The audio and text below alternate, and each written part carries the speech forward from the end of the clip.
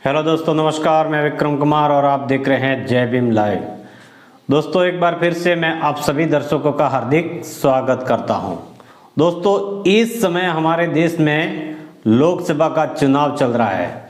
2 चरण की वोटिंग हो चुकी है और तीसरे चरण की तैयारियां जोरों पर है। दोस्तों, इस लोकसभा चुनाव में क्या कुछ खास होने वाला है, जमीनी हकीकत क्या है, ग्राउंड पर क्या हो रहा है, इंडिया अलायंस के, बसपा के, सपा के, कांग्रेस के, भाजपा के या अन्य और जो राजनीतिक पार्टियां हैं, किसका बोलबाला है, कौन जीत रहा है, इन सभी बातों के बीच कौन अपनी दमदार बाजी लगा रहा है। तो दोस्तों, बसपा सुप्रीमो मायावती जी ने इस बार कुछ अलग ही करके दिखाया है। तो दोस्तों, आप सभी लोगों को पता है कि हमारे देश में लोकसभा का चुनाव फिलहाल जारी है और तमाम राजनीतिक दल अपने अपने तरीकों से, बड़े धुआंधार तरीकों से बड़ी बड़ी जन सेवाओं को संबोधित कर रहे हैं। इसी बीच दोस्तों, मैं आपको बता दूं तो बसपा सुप्रीमो मायावती जी ने लोकसभा चुनाव को लेकर पूरे देश के अंदर तहलका मचा दिया है।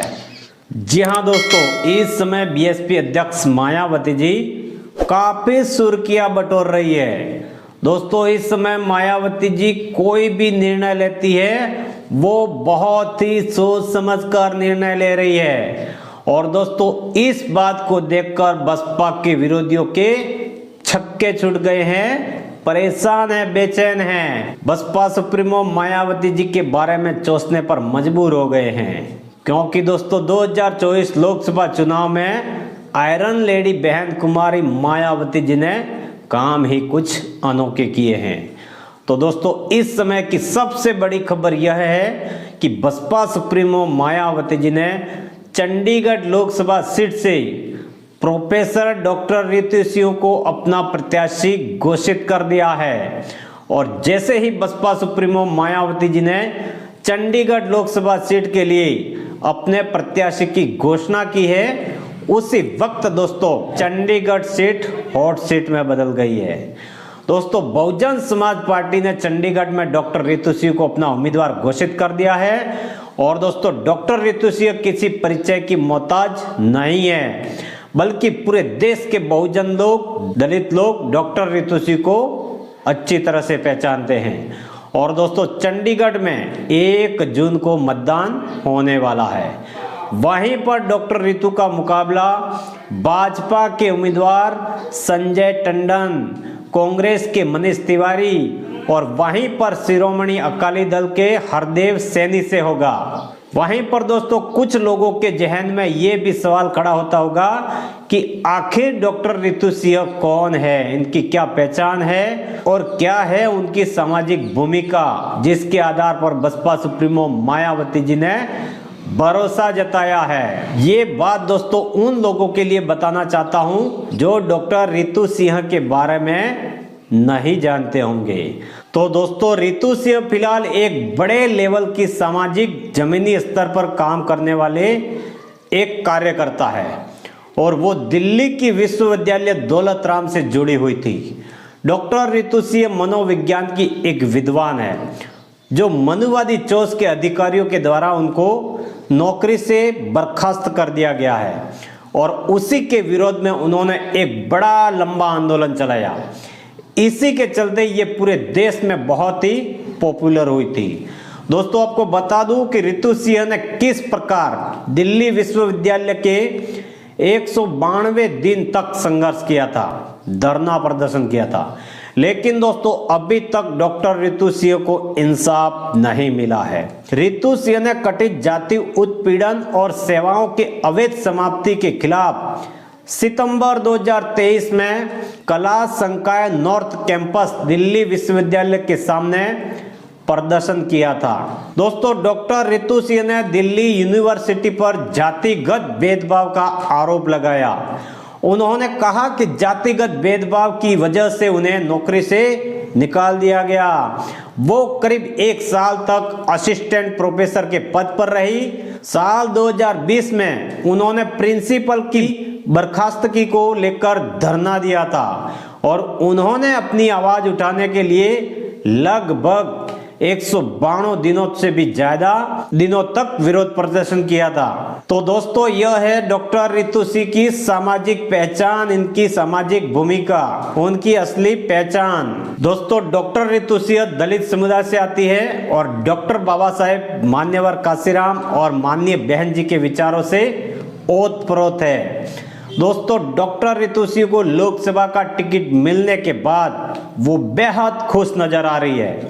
डॉक्टर रितु सिंह फूले नहीं समा रही है। इस समय वो आकाश आनंद और बसपा सुप्रीमो मायावती जी की काफी बहुत तारीफें कर रही है। दोस्तों डॉक्टर रितु सिंह ने ट्वीट करते हुए क्या कुछ लिखा है देखिए जरा आप। तो दोस्तों उन्होंने लिखा है कि आज मुझे चंडीगढ़ लोकसभा सीट से प्रत्याशी चुनने के लिए बीएसपी सुप्रीमो आदरणीय बहन कुमारी मायावती जी का धन्यवाद और नेशनल कोऑर्डिनेटर माननीय आकाश आनंद जी बीएसपी जी का आभार।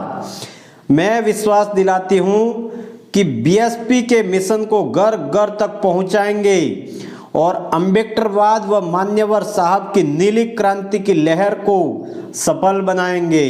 तो दोस्तों रितु सिंह ने अब ठान ली है कि 2024 में बसपा सुप्रीमो मायावती जी को प्रधानमंत्री बनाना है, नीली क्रांति लानी पड़ेगी। दोस्तों जब कुछ दिन पहले आकाश आनंद ने यह बयान दिया था कि ये जो सरकार है बुलडोजर की सरकार नहीं है बल्कि आतंकवादियों की सरकार है, तो उस समय भी जब डॉक्टर रितु सिंह को टिकट नहीं मिला था बीएसपी की ओर से, तब भी दोस्तों डॉक्टर रितु सिंह ने आकाश आनंद के साथ खड़ी थी। क्या कहा था सुनिए जरा आप कि खुलेआम कहना 400 पार करके संविधान बदल देंगे। 2018 में सब संघियों ने मिलकर संविधान जलाया था। जिन पर आतंकवाद का मुकदमा चल रहा है उन्हें संसद भेजा, चीन को हमारी जमीन दे दी। ये सब क्या है बे? यह सब राष्ट्र विरोधी है कि नहीं है? आकाश आनंद बीएसपी को छू के दिखा दो, सारे अम्बेडकरवादी नानी याद दिला देंगे। तुम सारे बीजेपी संघी मिलकर सरकार नहीं बचा पाओगे। यह एससी एसटी ओबीसी माइनॉरिटी की इज्जत की बात है। तो दोस्तों इस तरीके से आक्रामक होकर के डॉक्टर रितु सिंह ने आकाश आनंद का भरपूर समर्थन किया था। वहीं पर दोस्तों रितु सिंह के लिए अखबारों में क्या कुछ लिखा है सुनिए जरा आप। दोस्तों अखबारों में लिखा है कि रितु सिंह जुझारू और संघर्षशील महिला, बहुजन अधिकारों के समर्थक, BR अम्बेडकर उनकी महत्वपूर्ण वैचारिक प्रेरणा है। इसी को ध्यान में रखते हुए बसपा ने चंडीगढ़ से एक ऐसी ही प्रत्याशी को मैदान में उतारा है जो सदैव समाज के हितों और हक के लिए प्रयासरत रहती है। वहीं पर दोस्तों आगे द इक्वलिटी लिखते हैं कि ये डॉक्टर रितु सिंह एक प्रभावशाली और बेहतर वक्ता है। सामाजिक न्याय में भरोसा रखने वाले राजनीतिक दलों को रितु सिंह को संसद भेजना चाहिए। अगर मौका मिलता है तो रितु सिंह आगे जाकर एक अच्छी नेतृत्वकर्ता बन सकती है। वंचितों के पास नेतृत्व की कमी नहीं है, बस उन्हें तराशने की जरूरत है। तो दोस्तों अब बसपा सुप्रीमो मायावती जी ने रितु सिंह को टिकट दे दिया है और अब उनका जो सपना है संसद जाने का वो कहीं ना कहीं पूरा होता दिख रहा है। तो दोस्तों आप यह भी कह सकते हैं कि जो लड़ाई अब तक सड़कों पर लड़ी जा रही थी वही लड़ाई अब संसद में भी लड़ी जाएगी, अगर तमाम बहुजनों का, दलितों का साथ, सहयोग और समर्थन रहा रितु सिंह को। तो दोस्तों मैंने आपको पहले ही वीडियो में बोल दिया था कि इस बार बसपा सुप्रीमो मायावती जी ने तहलका मचा दिया है। तो दोस्तों ना सिर्फ रितु सिंह को टिकट दिया है बल्कि इस बार नेशनल दस्तक के संपादक शंभू कुमार सिंह को भी अपना टिकट दे दिया है। दोस्तों बहन जी ने इस बार ऐसे लीडरों को टिकट दिया है जो दलितों की, बहुजनों की आवाज को निडर होकर जमीनी स्तर पर उठा रहे हैं। मायावती जी ने शंभू कुमार सिंह को टिकट दिया है, रितु सिंह को टिकट दिया है। वहीं पर दोस्तों एक और बड़ी खबर सामने आ रही है। वो खबर यह है कि कि प्रोफेसर लक्ष्मण यादव और डॉक्टर रतनलाल को लेकर भी खबर सामने आ रही है और कहा जा रहा है कि डॉक्टर लक्ष्मण यादव और डॉक्टर रतनलाल लोकसभा का चुनाव लड़ने वाले हैं। अब दोस्तों बड़ा सवाल खड़ा यह होता है कि अगर ये दोनों लोग चुनाव लड़ेंगे तो किस पार्टी से चुनाव लड़ेंगे, कौन पार्टी उनको टिकट देगा। तो उस पर दोस्तों नितिन मेश्राम लिखते हैं कि डॉक्टर रतनलाल और डॉक्टर लक्ष्मण यादव को भी डॉक्टर रितु सिंह और वरिष्ठ पत्रकार शंभू कुमार की तरह चुनाव लड़ना चाहिए। किसी पार्टी के टिकट देने का इंतजार नहीं करना चाहिए। यदि कांग्रेस सपा टिकट नहीं दे रही है तब भी इंडिपेंडेंट कैंडिडेट के तौर पर चुनाव लड़ना चाहिए। तो दोस्तों इस बयान में आप दो बातें देख सकते हैं। यहां पर लिखा है कि कांग्रेस सपा टिकट नहीं दे तो भी, मतलब तो दोस्तों मतलब यह है कि जो डॉक्टर रतनलाल है वो कांग्रेस ही बताए जा रहे हैं।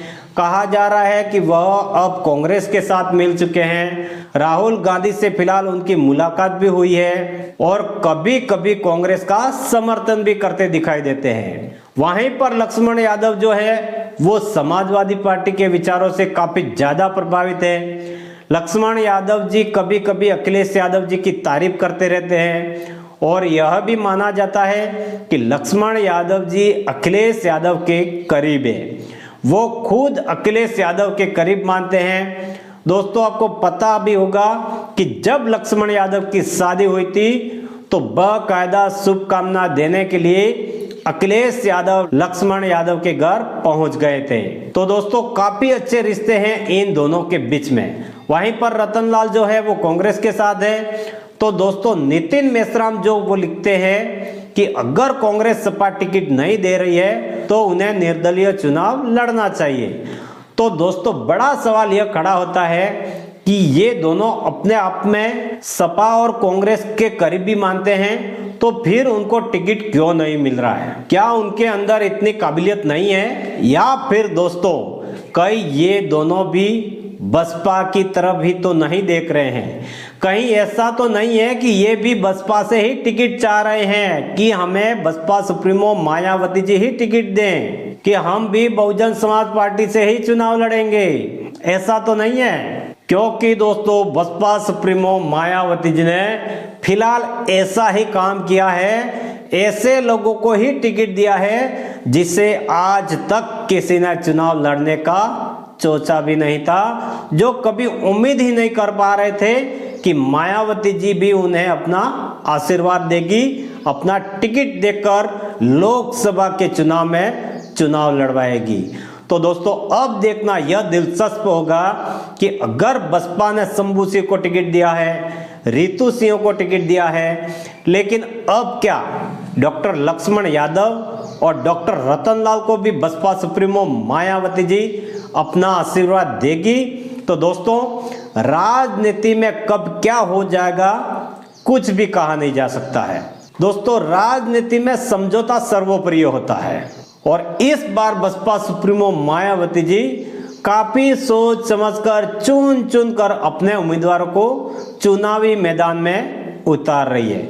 तो दोस्तों आपको क्या लगता है कि डॉक्टर लक्ष्मण यादव और रतनलाल को बसपा सुप्रीमो मायावती जी की तरफ से टिकट देनी होगी और क्या इन दोनों को बसपा की टिकट मिलना चाहिए?